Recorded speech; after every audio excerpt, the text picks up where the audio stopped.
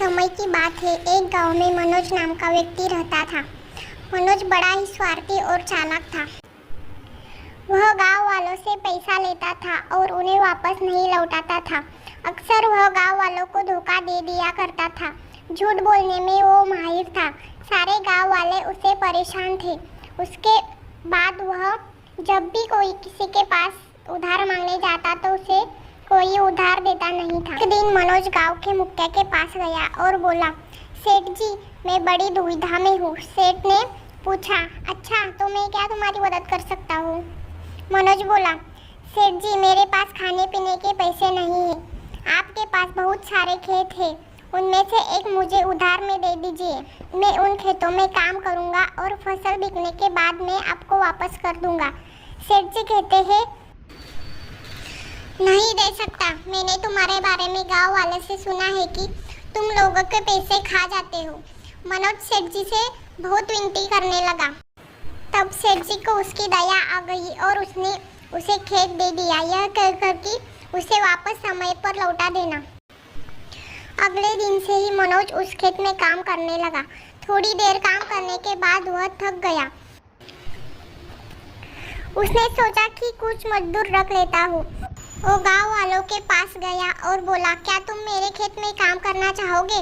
मैं तुम्हें उसके पैसे दूंगा। गांव वालों को उस पर विश्वास नहीं था कि वह काम तो करवा लेगा लेकिन उसके बाद पैसे नहीं देगा, इसलिए गांव वालों ने मना कर दिया। गांव वालों के मना करने के बाद मनोज दूसरा गांव में चला गया और वहां से मजदूर लेकर आया। कुछ महीनों के बाद फसल हुई। मनोज बड़ा खुश था। उसने फसल बेचकर काफी पैसा कमाया। उसके बाद जब मजदूर अपना पैसा लेने के लिए मनोज के पास आए तो मनोज ने उन्हें पैसे नहीं दिए। उसने कहा, मैं तुम दोनों को नहीं जानता।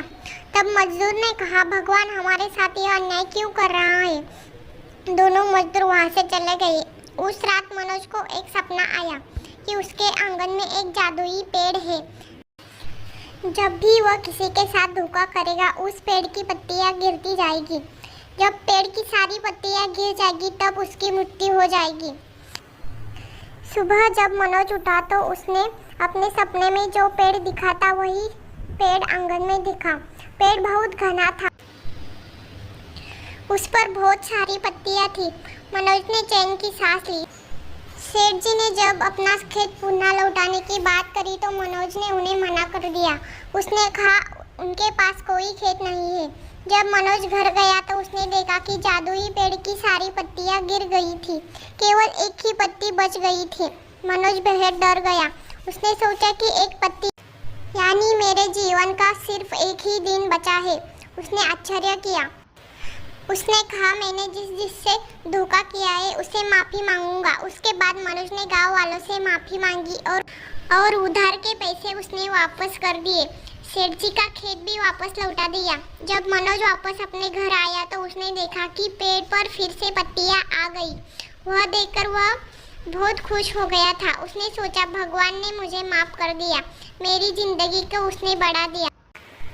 उस दिन से मनोज ने प्रण लिया कि वह किसी के भी साथ धोखा नहीं करेगा।